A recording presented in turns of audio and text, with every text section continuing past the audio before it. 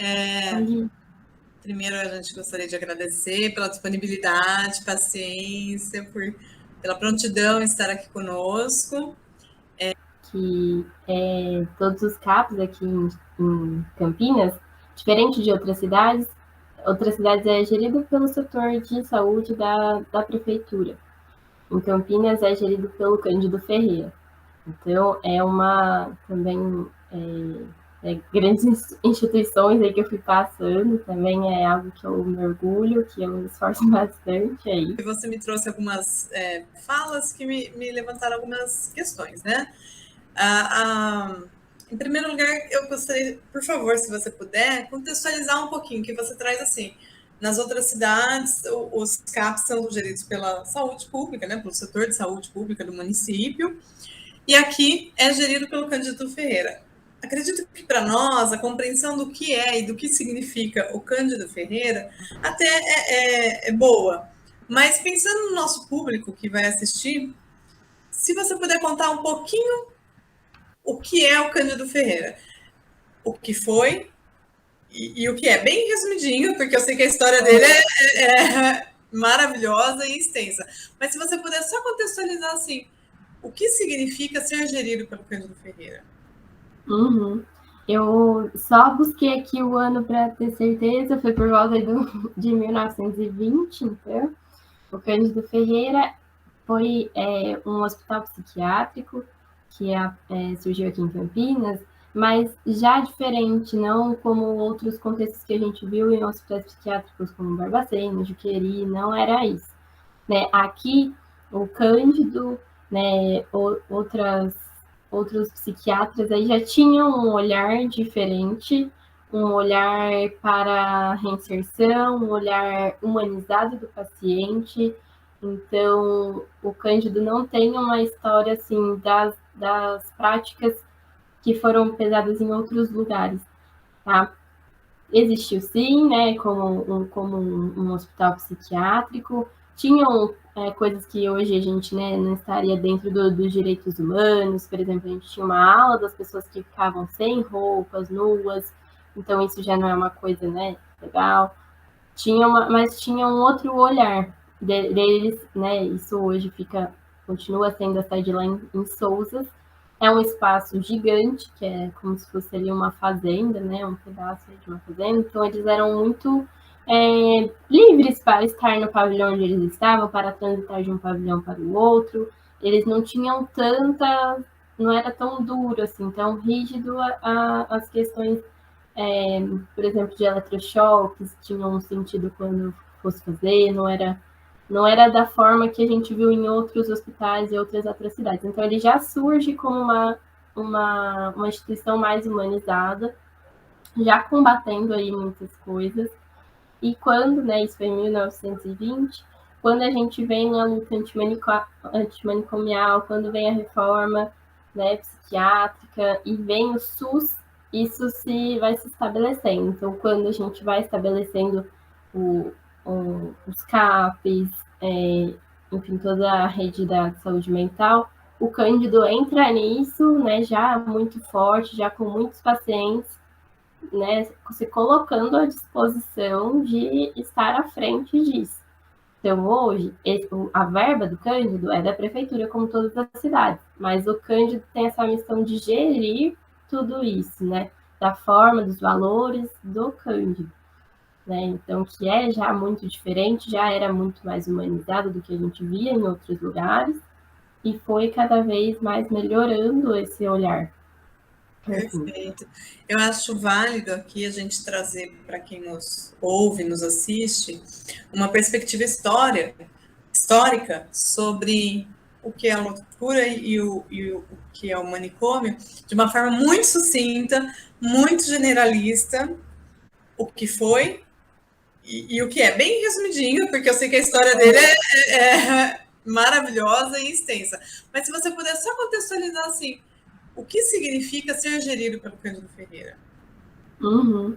Eu só busquei aqui o ano para ter certeza, foi por volta de 1920, então.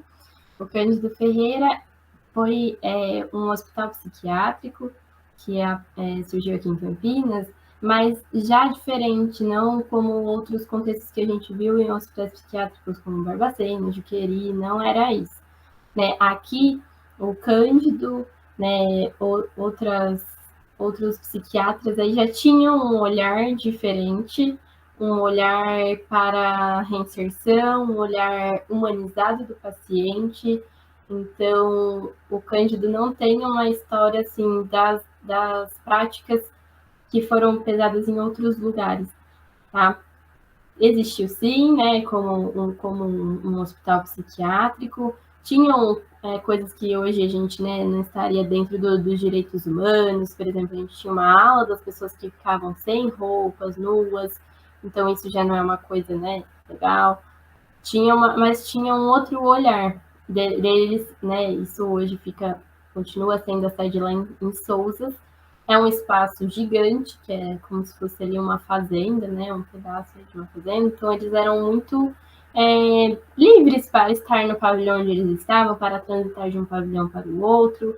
Eles não tinham não era tão duro, assim, tão rígido as questões, por exemplo, de eletrochoques, tinham um sentido quando fosse fazer, não era da forma que a gente viu em outros hospitais e outras atrocidades. Então, ele já surge como uma instituição mais humanizada, já combatendo aí muitas coisas.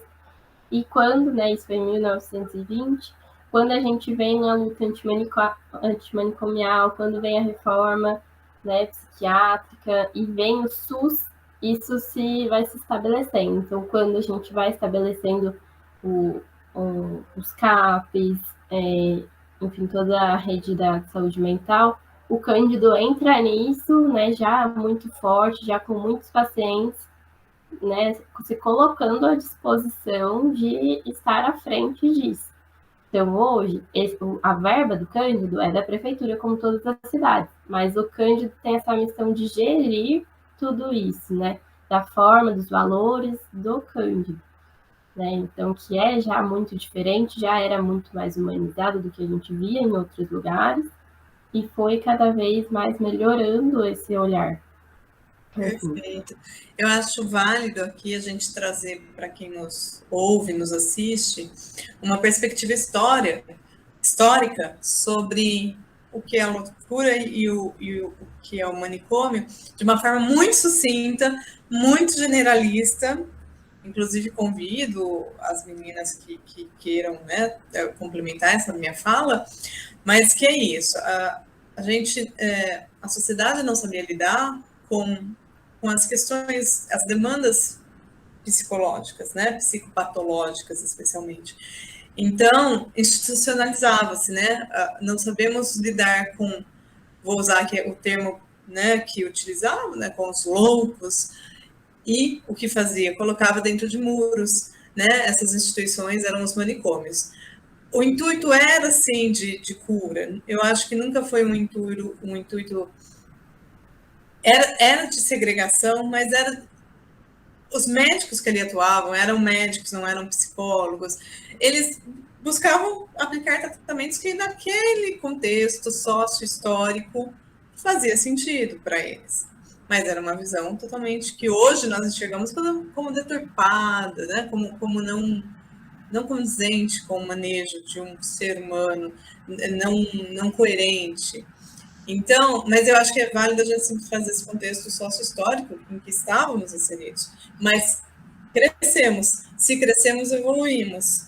Então, não cabe mais hoje aceitar aquele manejo. Por isso que a gente fala dessa luta antimanicomial. Somos contra a intervenção clínica? Não somos. Precisamos, em alguns casos, mas não do modo com que acontecia. Né, que era um modo assim, lobotomia, que, enfim, eram situações muito invasivas, né? Era uma metodologia invasiva, era uma metodologia que não olhava aquela pessoa como pessoa, olhava somente a doença ou a sua loucura, né? E era assim de tirar da sociedade aquilo que causava problemas ou que saía do normal, aqui entre mil aspas. Então, quando você traz essa fala do Cândido lá em 1920, o pessoal pode achar que faz pouco tempo, mas que faz muito tempo, mas não faz, é pouco tempo. A gente não fala de a gente está falando de um século apenas. Um século é muito pouco numa história social, né, num contexto mais amplo. Então, quando você fala que ele já traz um outro olhar, que ele traz um olhar humanizado, isso tem um significado muito grande, muito importante para as quebras de paradigmas que aconteciam. Inclusive, muitos enfrentamentos, né? Ele já vinha com uma luta antimanicomial, tudo bem, ele ainda arrastava algumas coisas que até aquele contexto sócio-histórico eram pertinentes, eram considerados importantes, como a questão da nudez dos pacientes, enfim, mas ele se abre para se redescobrir, se reinventar, se reorganizar. E eu percebo que o Cândido Ferreira permanece nesse processo. Ele não é uma instituição que estagniza, né? Que fala, é assim, pronto, sempre foi, sempre será. Pelo contrário, eu vejo que é uma instituição viva, por viva em movimento, né? Buscando sempre trazer o que há de mais humano, respeitoso, para lidar com as demandas psicopatológicas apresentadas, né? Me corrija se eu estiver errada aí, ou se eu tiver falado algo que não, talvez não tenha sido tão claro. Mas, e isso é o mais importante.